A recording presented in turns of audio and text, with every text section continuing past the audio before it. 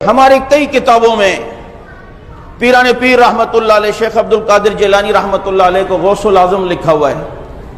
ہمارے حضرت تھانوی رحمت اللہ علیہ لکھتے ہی انہیں غوث العظم تھے۔ حضرت نانوتوی رحمت اللہ علیہ لکھتے انہیں غوث الثقلین، جنات اور انس کے غوث۔ تو کبھی کوئی مجھ سے سوال کرتا تھا کہ حضرت غوث کا مطلب تو فریادوں کو سننے والا، اعظم کا مطلب ہوتا ہے سب سے بڑا، تو غوث العظم کا مطلب تو ہوا سب سے بڑا فریادوں کو سننے والا۔ تو یہ لفظ کہنا شرک نہیں ہے؟ سب سے بڑا فریادوں کو سننے والا تو اللہ ہے۔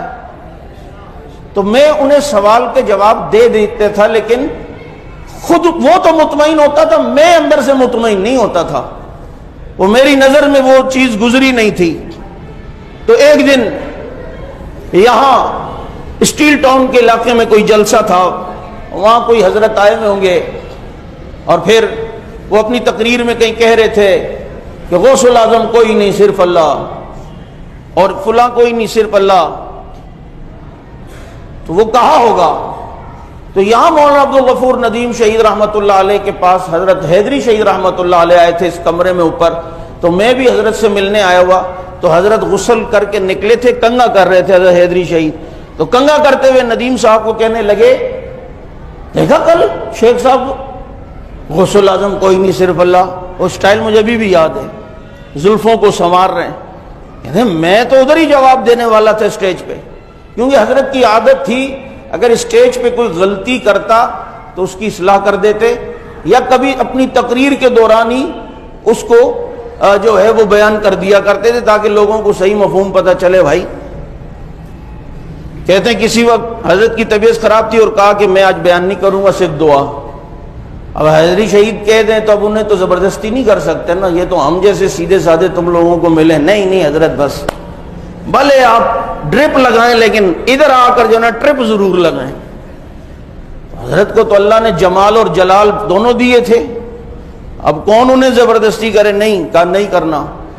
اب جہاں سے بیان کی آواز آ رہی تھی، حضرت جو بیٹھے ہوئے تھے جس کمرے میں تو آواز آ رہی تھی، وہاں کوئی خطیب کہہ رہا تھا کہ نبیوں کا استاد اللہ کے سوا کوئی نہیں ہوتا، نبی براہ راست اللہ کے شاگرد ہوتے ہیں۔ تو ایک دم حضرت اٹھے اور کہتے بیان کروں گا، اور گئے اور بیان میں کہا سنو بھائی، نبیوں کے استاد اللہ کے سوا کوئی نہیں ہوتے، یہ خصوصیت رسول اللہ صلی اللہ علیہ وسلم کی، یہ باقی انبیاء کے لیے ضروری نہیں ہے۔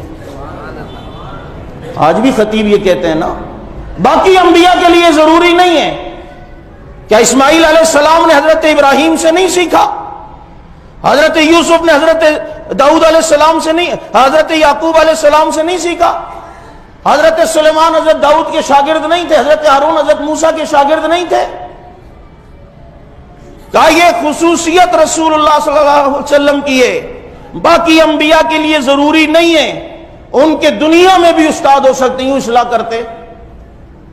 تو فرمانے لگے کہ جی وہ دیکھا کل حضرت کہہ رہے تھے غوث العظم کوئی نہیں صرف اللہ۔ تو ایک دم میرے کان کھڑے ہو گئے کہ یہ اشکال تو میرے ذہن میں بھی تھا۔ تو میں نے کہا حضرت کہ اللہ کے علاوہ غوث العظم کسی کو کہنا ٹھیک ہے، غوث کا مطلب تو فریاد رس، اعظم کا مطلب سب سے بڑا۔ تو یوں مجھے دیکھ کے کہتے ہیں سمجھنا، فرمایا صدیق اکبر کون ہے؟ میں نے کہا ابو بکر صدیق۔ کیا کیوں؟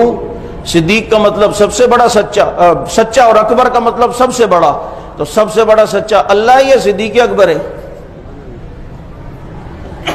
مجھے کہا فاروق اعظم کون ہے؟ میں نے کہا حضرت عمر کو کہتے ہیں۔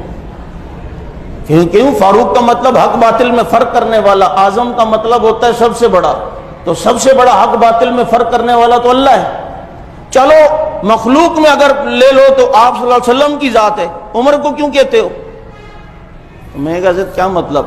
فرمایا بھائی وہ غوث العظم اس کا ہم لغوی معنی نہیں لیتے، اس کا ہم اصطلاحی معنی لیتے ہیں۔ جیسے یہاں صدیق اکبر، فاروق اعظم، یہ لغوی معنی کے اعتبار سے نہیں ہے، بلکہ صدیقیت مخلوق میں انبیاء کے بعد ایک مقام کا نام ہے، اللہ وہ مقام جس کو دے، چنانچہ اس مقام میں جو سب سے اوپر نظر آتا ہے انبیاء کے بعد مخلوق میں وہ ابو بکر ہے، تو اس لیے باقی مخلوق کی بنسبت انہیں صدیق اکبر کہہ دیا جاتا ہے۔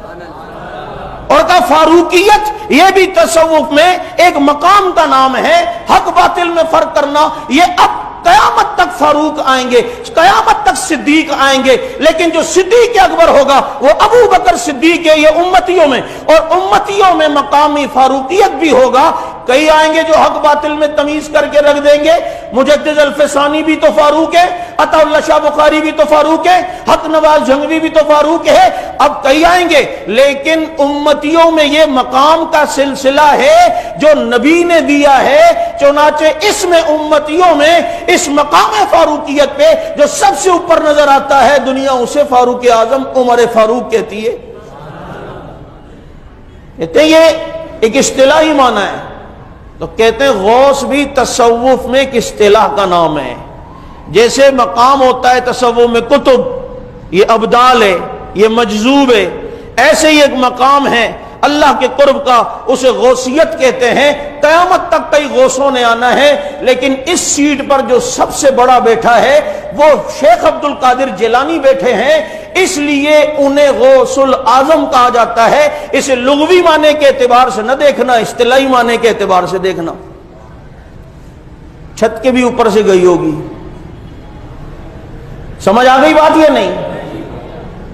تو اس لیے اپنے اکابرین کی کتابیں سمجھ کے پڑھو. حضرت تھانوی رحمت اللہ علیہ کی اسی لیے میں نے آپ کو کہا تکشف کا مطالعہ ضرور کرو, اس میں یہ تصوف کی اصطلاحات کے صحیح معنی موجود ہیں. حضرت تھانوی رحمت اللہ علیہ خود کتنے بڑے ولی, ہمارے یہ اکابرین علماء دیوبند کم ولی تھے اور ہیں